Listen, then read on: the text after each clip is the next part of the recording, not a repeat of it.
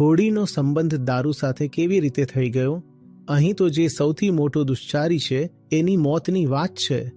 એ મરગાએ તમારું શું બગાડ્યું કે મરગો હિરણ્યકશ્યપ છે એને કેમ માર્યો?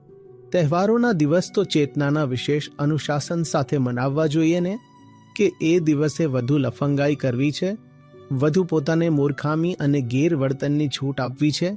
સામાન્ય રીતે જેટલા પ્રાણીઓ રોજ કાપવામાં આવે છે તેના કરતાં કેટલાય ગણા તહેવારના દિવસે કાપી નાખવામાં આવે છે. આ કયો તહેવાર થયો? ભલે હોળી હોય, બકરી ઈદ હોય કે ક્રિસમસ હોય, આ કયા તહેવારો છે જે નિર્દોષ પ્રાણીઓનું લોહી વહાવ્યા વગર મનાવી શકાતા નથી? જીવનના મૂળભૂત સિદ્ધાંતો તમને ફરી યાદ આવી જાય માટે તહેવારો હોય.